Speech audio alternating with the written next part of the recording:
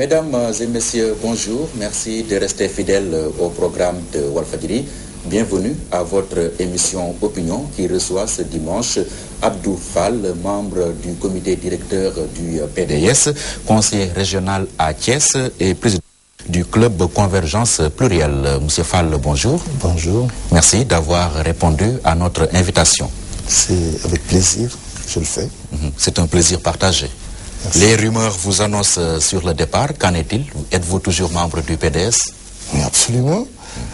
Je me demande d'ailleurs à quoi tiennent ces rumeurs. Je suis jusqu'au moment où je parle, membre du Parti démocratique sénégalais, membre du comité directeur du parti, et militant et responsable à Thiès. Si je pose la question, c'est parce que récemment vous avez fait une sortie contre Karim Wade, Doudou Wade, Djiboka, etc. Sortie suicidaire selon certains, courageuse pour d'autres. Ils vous auraient zappé lors de leur visite à Thiès. Qu'est-ce qui vous gêne dans leur démarche? Au-delà de cette visite, ce qui était en jeu, d'abord l'objet de ma sortie, c'était pas de critiquer ou d'attaquer. Je portais un jugement politique sur des attitudes qu'ont eu un certain nombre de responsables du parti. Et d'ailleurs, Djiboka n'était pas en cause là-dedans, parce que lui, il y était au titre du FAL. Mais par contre, ce qui me gênait, c'est que des cadres du parti, partageant avec moi les mêmes réflexions du parti, et pour certains, et penser venir à Thiès, se déployer sans référer aux responsables majeurs que je suis dans cette ville, et ce département et dans cette région, pour avoir joué un rôle que personne n'a joué. Alors c'est cette situation que j'ai trouvée tout à fait inacceptable. J'ai fait les observations aux responsables en attirant leur attention sur le fait que chacun avait quelque chose. Les gens devaient commencer par balayer devant leur propre porte, c'est tout. Donc ça, c'était la partie la moins importante de mon intervention. La partie la plus importante, c'est cette situation de marginalisation que j'ai subie dans le régime. Vous vous sentez marginalisé? Absolument. Depuis un certain nombre depuis bientôt 14 mois que je suis aux affaires. J'ai quitté l'Assemblée, on m'a fait quitter l'Assemblée, je suis au gouvernement, mais je me suis retrouvé totalement marginalisé par rapport aux activités gouvernementale, par rapport aux activités du parti et comme par rapport aussi aux activités à la base. Et c'est pour tout ça qu'à un moment donné, j'ai pensé quand même qu'il était temps de sonner l'alerte et de m'en référer au responsable majeur du parti, qui est le président Wade, pour qu'on voie un peu, de rediscuter des conditions de notre compagnonnage, parce que moi je suis un acteur politique clé de l'alternance. Je pense avoir joué un rôle important dans la scène politique sénégalaise ces dernières années. Je ne me sens pas encore en situation de devoir aller à la retraite, alors je ne vois pas pourquoi on devrait me marginaliser au profit de personnes qui n'ont ni ma légitimité, ni ma représentativité, ni mon expérience politique. Et pourquoi avez-vous choisi de faire cette sortie dans la presse? Pourquoi vous n'avez pas choisi les instances régulières du parti pour poser le problème? Mais non, parce que ce qui a été fait a été rendu public. Voilà.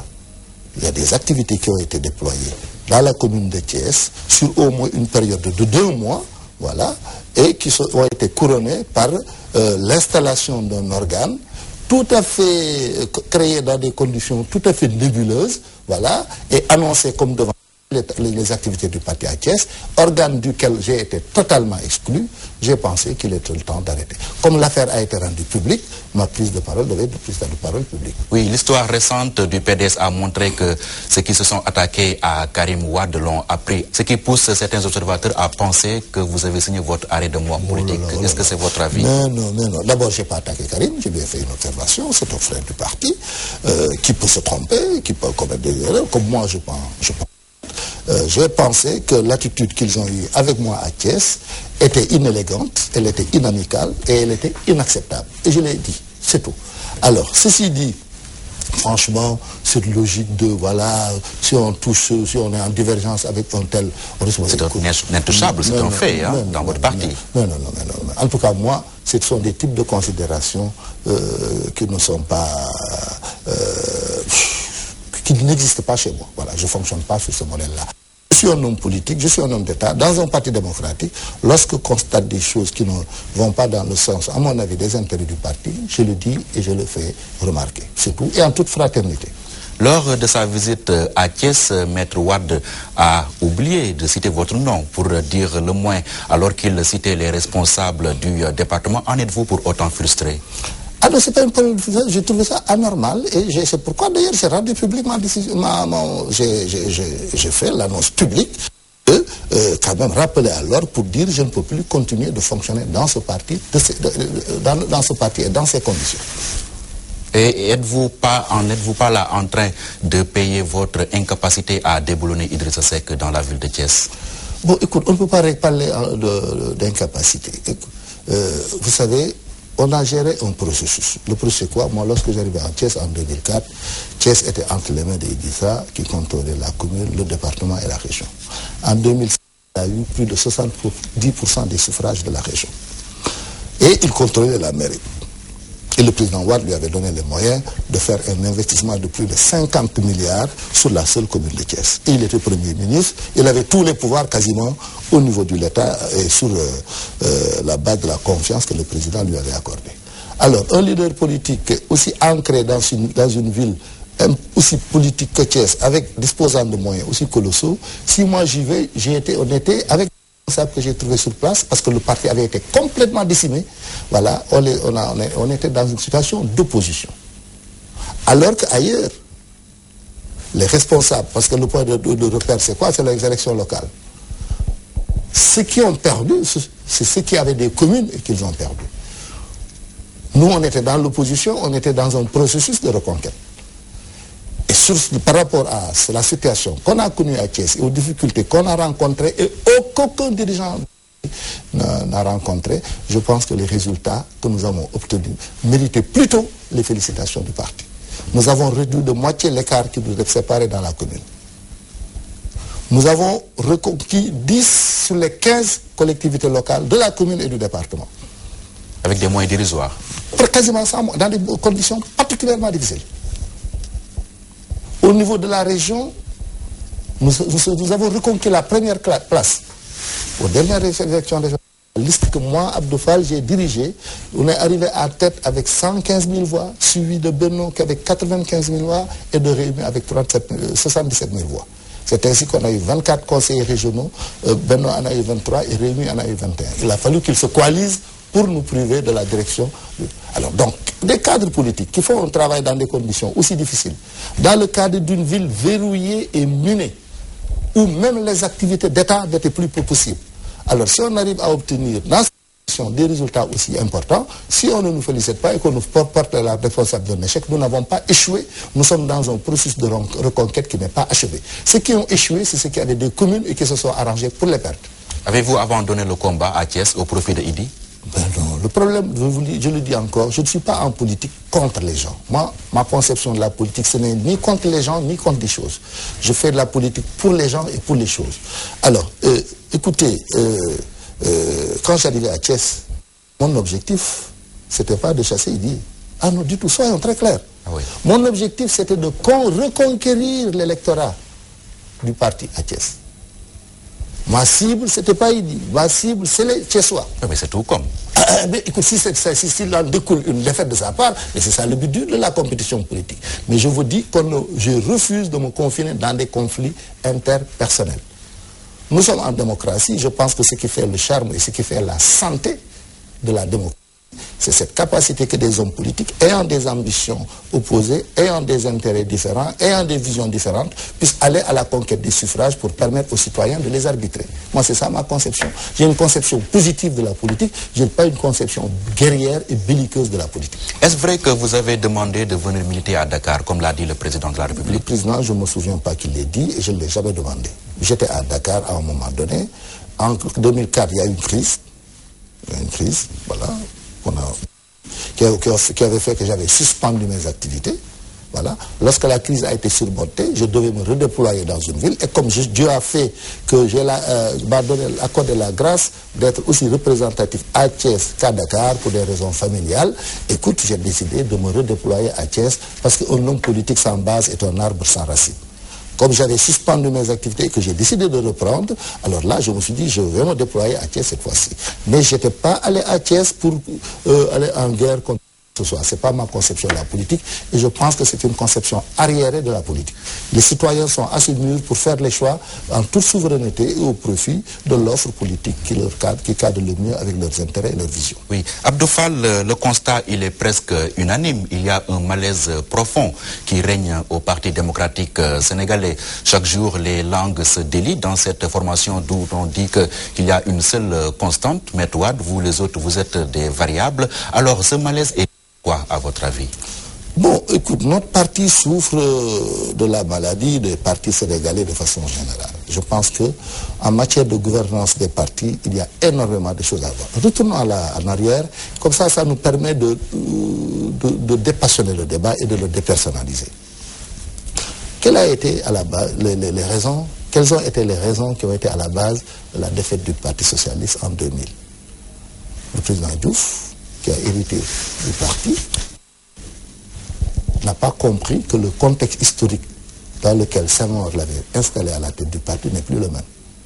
Il a fait son choix sur Tanor, voulant en faire son dauphin, par des moyens que les responsables de son parti avaient jugés antidémocratiques. Ce qu'on a appelé à l'époque un congrès sans débat. Et cette crise, voilà, qui a découlé de cette tentative d'imposition d'un dauphin par le haut, qui a entraîné le départ de Djiboka d'abord, de Moustapha Niasse après, et bon, la défaite du PS en 2000. On est en train d'assister au même phénomène chez nous. Voilà.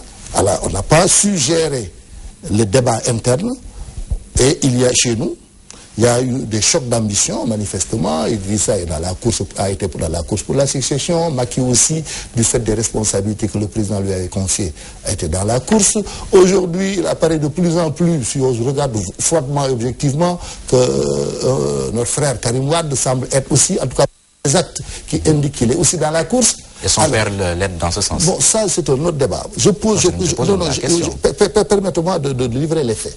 Alors, moi, je pense que dans les partis, il est temps que les débats puissent être instaurés pour que tous ceux qui ont des ambitions, la famille libérale, à mon avis, reste largement hégémonique dans le pays. Largement hégémonique. Le PDS, associé à Réumi et au parti de Macky Sall, représente aujourd'hui plus tous ces exploitants, les Amin Tatal, les Lamine Ba, les Cheikh Tidiane Gadio. Cet ensemble constitue, à mon avis, plus de 70% des suffrages. Donc ça signifie que la majorité politique au Sénégal reste encore une majorité libérale. Les Sénégalais restent encore attachés à l'option, voilà, de l'alternance de 2000. Et les risques que nous courons, on les court à partir de notre incapacité à trouver des règles et des mécanismes qui nous permettent de des ambitions et des autres à l'interne. Il faut qu'on apprenne à cohabiter entre hommes politiques de très grande envergure, ayant des ambitions, mais capables de s'entendre sur des règles pour que les mécanismes, on va voir, soit c'est des primaires, soit d'autres formules. Mais ce débat, on ne peut plus l'occulter dans la vie des partis. Et si le PDS ne se met pas autour d'une table pour revoir comment gérer ces questions, nous risquons de courir le risque est gros que ce qui est arrivé, malheureusement, à nos voisins d'en face. En clair, il faut poser le débat sur la question de Wade. Cette question de Wade, ce n'est pas dans ces termes que je l'aurais posé. Moi, je pense qu'un parti, il doit évoluer. Le président Wade, quand même, a eu un parcours de plus de 40 ans. Il fallait bien qu'un jour ou un autre qu'on prépare la relève, au sein du parti d'abord et au sein de l'État après. Ensuite, alors, ce débat au sein du parti, pour voir quelles règles et par quel mécanisme arriver à trouver un consensus sur des moyens de désignation de ceux qui pourrait éventuellement être le prochain leader du parti, ce débat, il est incontournable. Et si on ne l'aborde pas, si on continue chacun de son côté, soit on impose, soit, bon, écoute, je tire, je ne peux pas, je m'en vais, alors là, on va organiser un peu la mise à mort progressive du plus grand parti du pays, qui, à mon avis, peut jouer un très grand rôle dans le pays. Alors donc, il faut qu'on tire les leçons. Et ça, c'est pas seulement valable pour nous. Et écoutez, vous voyez le fonctionnement des partis de façon générale. Même ceux qui sont de l'opposition, et qu'il y a toujours là un chef inamovible qui ne bouge pas. Hein? Aucun mécanisme de partage des rôles et des responsabilités ou pour faire émerger de nouveaux leaderships n'apparaissent, et de plus en plus les cadres politiques étouffent dans les partis. Ça fait partie, moi, des questions qui me gênent. Oui, donc êtes-vous d'accord avec cette théorie qui se vérifie de jour en jour, qui fait de Wade la seule constante au PDS? Bon, vous savez, un parti, les attitudes et les positions, elles évoluent avec le temps. Vous savez, le PDS, vous ne pouvez pas comprendre le rôle et la place de Wade au sein du dispositif PDS si on ne retourne pas dans l'histoire. Le PDS a été un parti persécuté pendant 3 décennies. Le président Wade allait aux élections, il avait un quota de députés très important. Bon, écoute, au bout de 6 mois, on les a retournés, il se retrouvait pratiquement sans groupe parlementaire. Le lendemain, on le jetait en prison, etc., etc. Donc c'est dans ces conditions que, écoute, le parti a mis en place un dispositif de centralisation très fort pour sécuriser le parti. Et ce qui pose aujourd'hui des problèmes. Mais bien sûr, bon, c'est pourquoi je dis, on ne peut pas comprendre la place du président Wade dans le dispositif politique du PDS si on ne remonte pas à l'histoire. C'était une question de sécurité. Si on ne lui avait pas donné des pouvoirs aussi étendus à l'époque, le PDS aurait cessé d'exister. Mais entre-temps, donc ces pratiques se sont installées, on est arrivé au pouvoir, le contexte a changé, et malheureusement, les méthodes de gouvernance n'ont pas évolué. Et c'est de ça qu'on est en train de souffrir. Et c'est pourquoi, bon, Idrissa s'en va, Macky s'en va, Amin Total s'en va, les uns et les autres. Et c'est pourquoi je dis c'est le moment d'alerter pour qu'on se mette autour d'une table, pour qu'on discute. D'abord, pour que ceux qui restent du parti, qu'on puisse nous entendre sur des règles. S'il y a des gens qui ont des ambitions présidentielles ou des ambitions de leadership sur le parti, qu'ils puissent le dire et qu'on discute. Ils ont des ambitions présidentielles après le président Wade, qu'on puisse, le moment venu, le discuter. Oui, mais les instances régulières existent. Il y a le comité directeur, vous en faites partie. Pourquoi vous ne posez pas ce débat à l'interne? Mais justement, un parti évolue et c'est à partir des expériences qu'on vit et des crises qu'on traverse, n'est-ce pas, qu'on met les questions à l'ordre du jour. Et je pense que c'est une question qui est objectivement à l'ordre du jour aujourd'hui. Et faites-vous partie de ceux qui pensent qu'il faut ramener le poste de numéro 2 au PDS? Moi, je l'ai pensé depuis le départ. D'abord, j'étais contre la suppression, mais je pense que ça s'impose. Ah oui, oui. Il faut que le parti reprenne sa place dans le jeu institutionnel. Parce que sinon, qu'est-ce qui se passe? C'est dommage. Bon, il y a comme le président ou le président de la République, la clé de voûte des institutions, il est incontournable, le président de la République en régime présidentiel. Il est par la même occasion chef de la majorité politique, donc et leader donc de cette majorité. Alors vous vous rendez compte? Donc il est l'exécutif et par le biais du parti, il a une très forte influence sur le Parlement. Alors, donc, celui qui occupe une place pareille, voilà, il faut que le rôle qu'il joue, si on veut démocratiser, il faut bien qu'il puisse lâcher. Et je pense que le parti aujourd'hui a besoin, en tout cas moi c'est comme ça que je le vis, je ne peux plus continuer de me confiner dans un parti. Pas droit à la parole.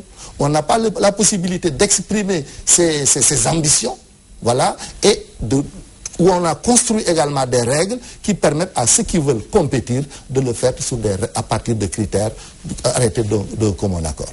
Alors je pense que cette évolution qualitative vers laquelle on doit évoluer, et je pense qu'après les élections, c'est dès maintenant qu'on doit poser les actes forts qui nous rassurent pour qu'après les élections, qu'on sache que, bon, écoute, les uns et les autres qui auront des ambitions pourront les en toute liberté. Oui. Mais par contre, si on ne le fait pas, qu'est-ce qui se passe? Le président étant très fort, ceux qui ont la chance d'être dans sa proximité profitent de cette position de proximité pour se livrer à des trafics d'influence, voilà, et parfois même à des formes de putsch, voilà, qui leur permettent de régler le compte à tous ceux qui ne sont pas dans leur champ ou dans leur schéma.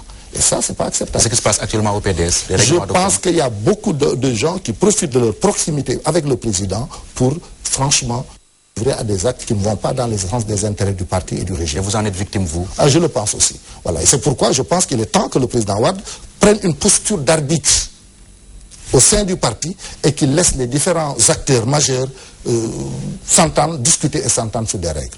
Sinon, personne n'acceptera d'être comme ça, marginalisé, écrasé, jeté à la fenêtre. Personne ne l'acceptera. Ces personnes-là tapées dans l'ombre, vous les avez identifiées? Il y en a, c'est évident. Bon, pour l'instant, je préfère maintenir aux positions politiques. Si on devait des détails, on le fera au niveau des instances.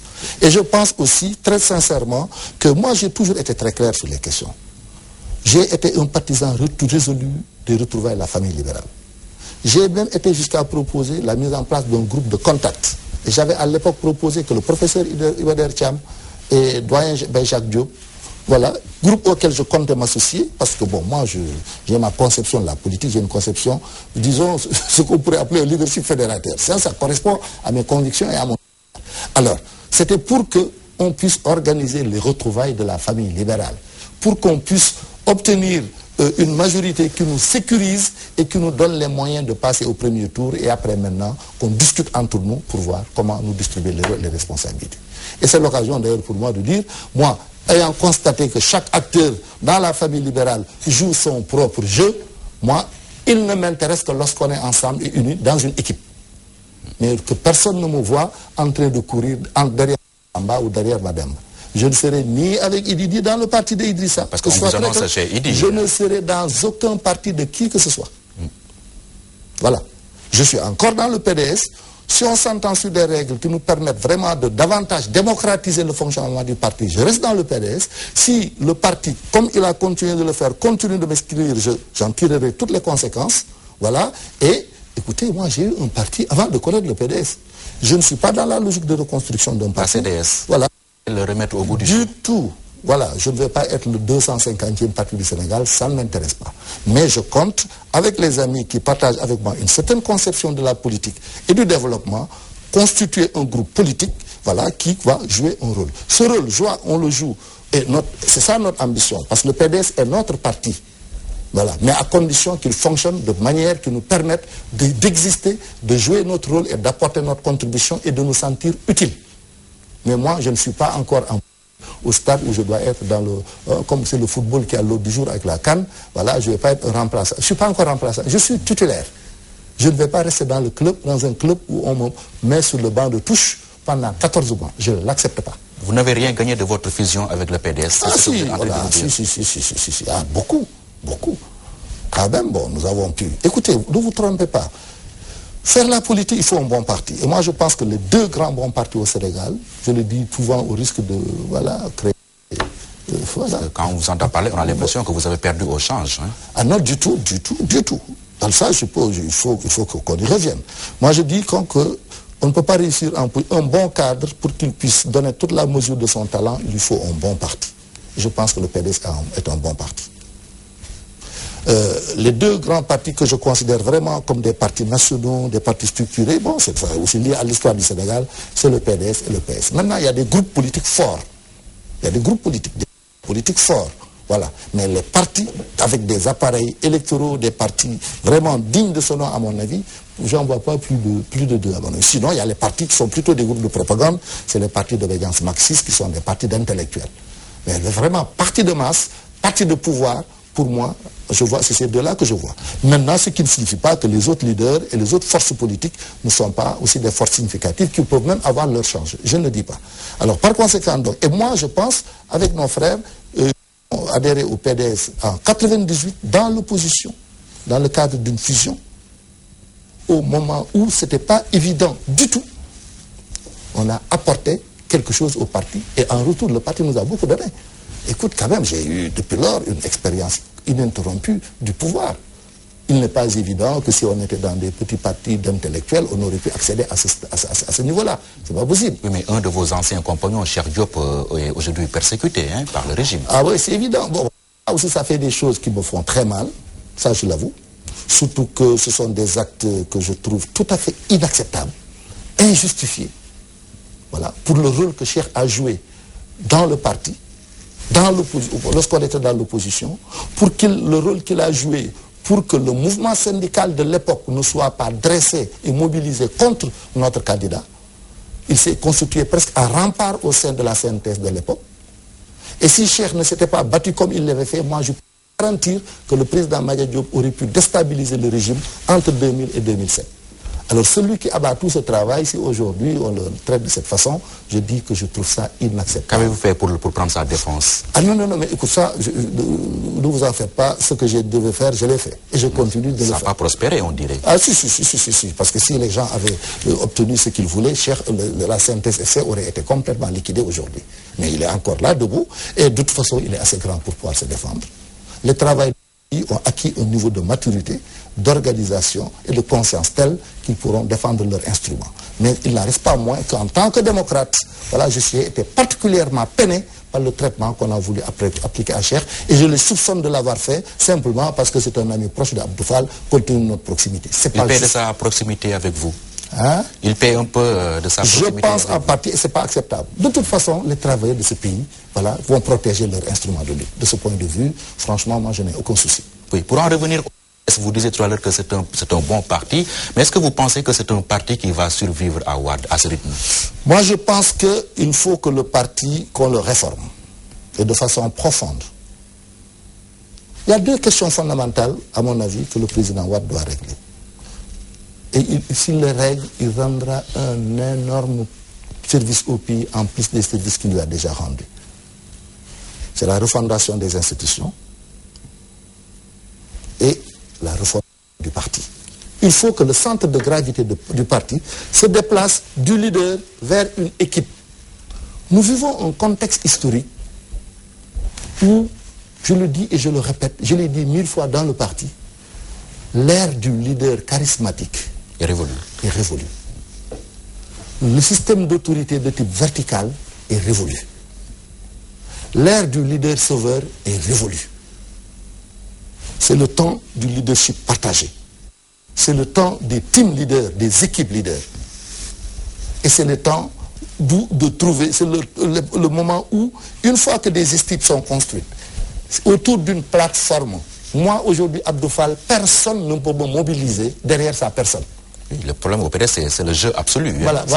Cette logique démocratie-là, je pense, c'est pas seulement au PDS, ça c'est valable pour le Sénégal de façon générale. On a une conception, à mon avis, encore beaucoup plus pointue au PDS. Peut-être c'est le PDS qui est au pouvoir, hein. Bon, écoute, voilà. Mais de façon générale, je pense qu'aujourd'hui, le plus important, c'est les plateformes, l'équipe et en dernier lieu, l'animateur de l'équipe. Moi, aujourd'hui, le dernier homme politique dont j'accepte l'autorité en tant que leader dans ce pays, c'est Abdoulaye Wade. Après lui, personne ne peut obtenir que moi, que je sois dans son parti, son militant. C'est impossible. Ce qui ne signifie pas que je sois un prétentieux, voilà, au point, voilà, je ne vais pas. Non, on discute de plateforme, on monte une équipe, on définit le rôle et la place des uns et des autres, et on discute, et le mieux placé, celui qui présente le meilleur profil pour diriger et animer l'équipe, moi je suis prêt, je ne suis pas dans des querelles d'ego et dans des querelles de personnes. Vous pensez que vous avez le profil de l'emploi, le profil pour être le secrétaire général du PDS? Ce n'est pas mon ambition en l'état. Je ne suis pas dans ce combat. J'ai dit, il faut qu'on réforme le parti, il faut qu'on redéfinisse une plateforme sur laquelle on s'entend, il faut qu'on s'entende sur des nouvelles règles de gestion de la démocratie interne, et que une fois que la plateforme est réglée, l'équipe est mise en place, on ouvre le débat sur ceux qui ont la prétention de vouloir diriger, on discute et le mieux placé, soit ce sera un consensus, soit au terme de vote, mais à partir de règles acceptées d'un commun accord, ou le perdant accepte la loi de la majorité. Moi, c'est un peu cette conception que j'ai. Et je ne pourrais plus aujourd'hui évoluer dans un parti où on ne m'offre pas la possibilité d'exister et de faire exister mes idées et ma sensibilité. Oui, mais il faut sortir du PDS alors. Pourquoi ? Parce que vous ne vous sentez plus à l'aise dans ce parti. Non, du tout. Moi, je suis plutôt... C'est vous qui avez posé la question de savoir est-ce que le PDS peut survivre à Wade. J'ai dit il peut bien survivre à Wade, mais c'est le président Wade qui doit nous aider, nous accompagner pour qu'on s'entende sur de nouvelles règles qui nous permettent que le parti puisse connaître une pérennité. Et je pense que si je devais quitter le PDS, ce serait la mort dans l'âme. C'est un bon parti, c'est un grand parti qui compte d'excellents cadres politiques. Voilà, très engagés. Voilà, et qui a un maillage national qu'aucun parti n'a, et ce serait dommage que du fait de l'inexistence de règles et de mécanismes de gestion, de la cohabitation entre des leaderships forts, qu'on puisse exposer ce parti-là. Oui. Moi, c'est ça mon combat. Je me bats pour que la démocratie puisse prévaloir et que notre parti soit réformé. Oui, vous vous battez, mais comment? Que faites-vous concrètement? Parce que là, il faut aller au-delà des discours. Ah bien sûr, mais ça, on le règle au niveau de notre parti. Déjà, le fait que ce débat puisse avoir lieu, puisse le porter. Si j'ai choisi maintenant de le porter sur la place publique, c'est parce que pendant 14 mois, je me suis senti totalement mis hors du jeu des instances du parti. C'est tout. Alors maintenant, si on se remet autour d'une table et qu'on s'entend sur des règles, il n'y a aucune raison pour que je puisse le parti. Je n'ai pas l'envie de quitter. Nulle envie. J'ai envie que le parti, par contre, soit réformé. Le PDS, en l'état actuel, tel qu'il fonctionne, personnellement, je ne peux pas plus continuer de fonctionner sur ce modèle-là. C'est impossible. Donc, soit dans le PDS, soit je sais que le pays est mûr pour des recompositions majeures après 2012, et à partir de là, en gentleman, voilà, on puisse envisager de nous séparer en toute sérénité, voilà, en toute convivialité, et que chacun puisse poursuivre son parcours. Oui. Moi, voilà mon état d'esprit du moment.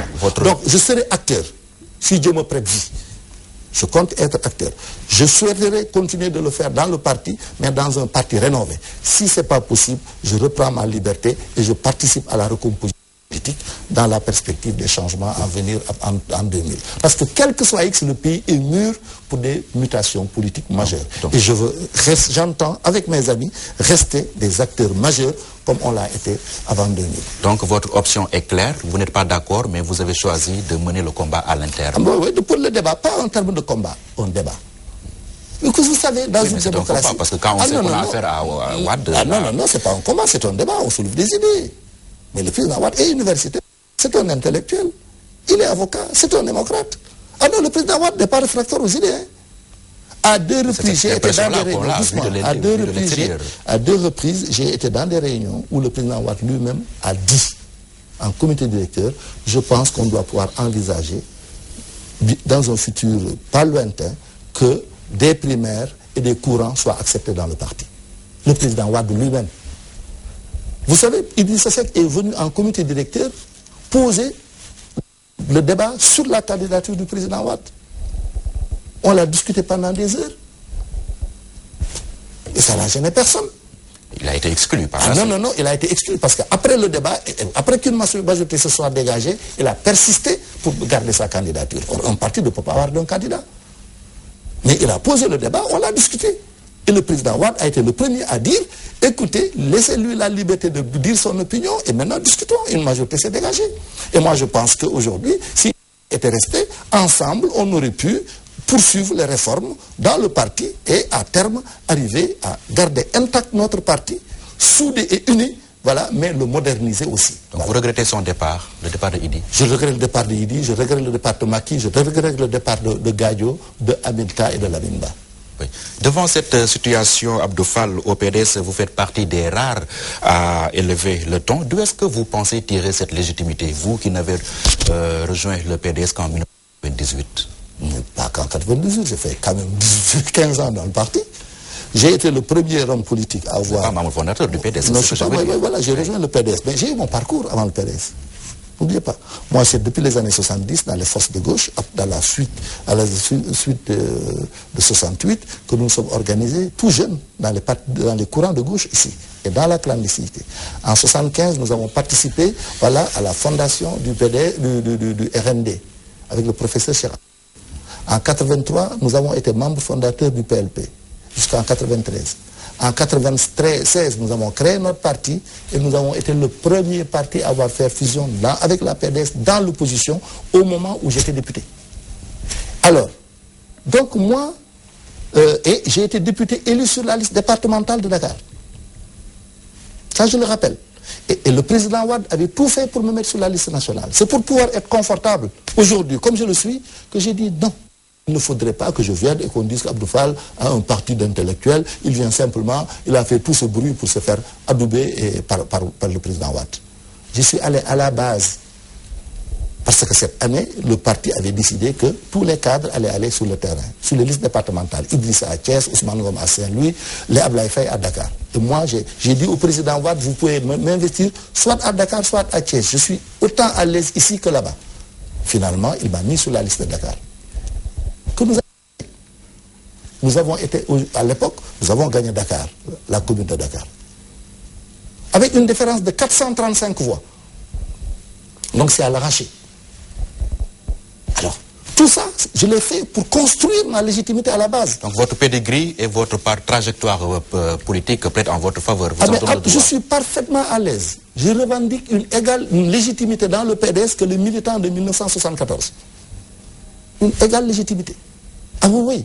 Et aussi, je suis venu avec des cadres de très haut niveau au niveau du parti. Je suis venu aussi avec des forces sociales sur lesquelles nos cadres étaient influents. Écoute, avec tout un réseau de soutien sur le plan national comme sur le plan international. Nous avions à l'époque, dans notre parti, des sections à Paris, à Genève et à New York. Ah oui, oui. Donc moi, c'est toute cette... C'est assis sur ce parcours, voilà, et sur ce dispositif, nous avons apporté notre contribution. En retour, le PDS nous a beaucoup apporté, je l'ai dit. Aujourd'hui, toutes les responsabilités d'État que j'ai eu à assumer, déjà dans l'opposition, j'ai été député en 98, président du groupe parlementaire de 98 à 2000, voilà, et depuis lors, j'ai eu des responsabilités gouvernementales, j'ai eu des responsabilités de maire, et j'ai eu des responsabilités... Vous nourrissez aucun regret? Aucun. Le PDS m'a beaucoup apporté, on a acquis une bonne expérience d'État que j'ai eue aujourd'hui, et je suis que si on n'était pas au PDS, on aurait pu l'acquérir, en tout cas dans les conditions-là. Mais par contre, nous pensons que le monde change, le monde évolue, et il est temps qu'on change avec le monde. Et l'appel le plus important que je lance, c'est aux frères du parti, mais pour que on arrête cette logique d'exclusion. Que à chaque fois qu'il y a une note discordante, la solution c'est la liquidation. Ça n'a pas de sens. C'est des méthodes dépassées, arriérées. Voilà.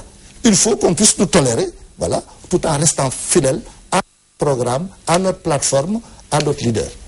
C'est tout. Voilà. Abdou Fall, il nous reste une dizaine de minutes. Nous allons parler des questions d'actualité avec la candidature controversée de Wade. Faites-vous partie de ceux qui pensent qu'il faut réfléchir aujourd'hui au PDS sur la possibilité d'une candidature de substitution? Écoute-moi, une fois qu'une question est entre les mains des autorités compétentes pour délibérer, pour moi, le débat est suspendu. La candidature est risquée quand même, ça, au moins vous le constatez. Le président Wade lui-même dit qu'il s'en tiendra à la décision du Conseil constitutionnel. Écoute, pourquoi voulez-vous que j'aille au-delà? Si sa candidature est invalidée, c'est le PDS qui perd, hein, pas lui.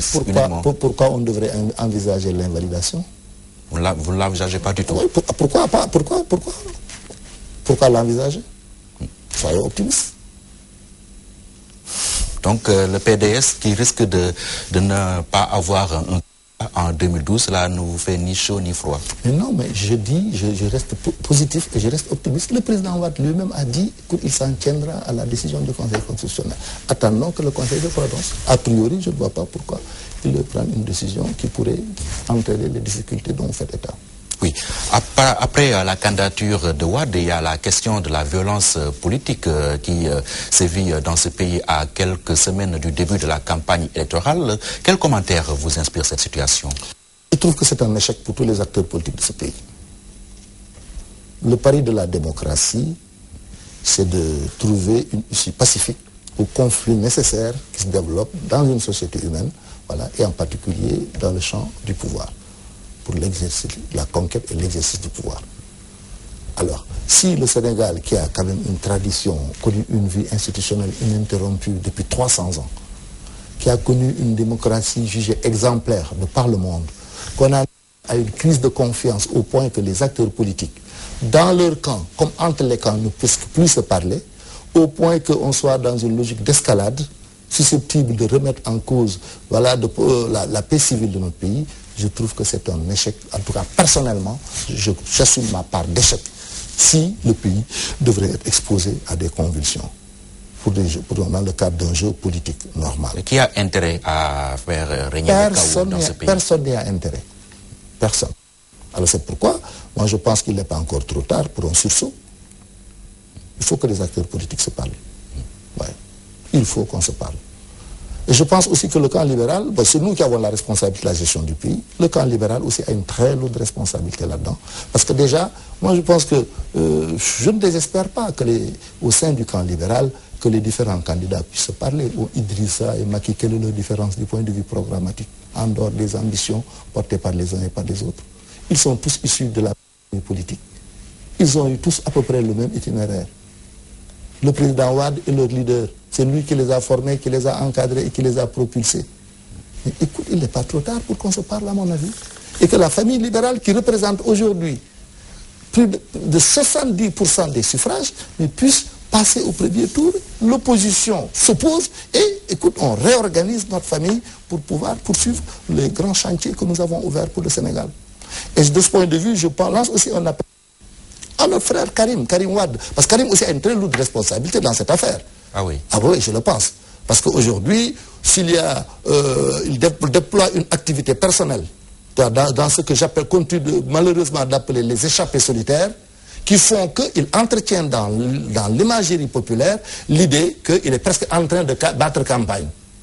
Alors, et c'est pas bon.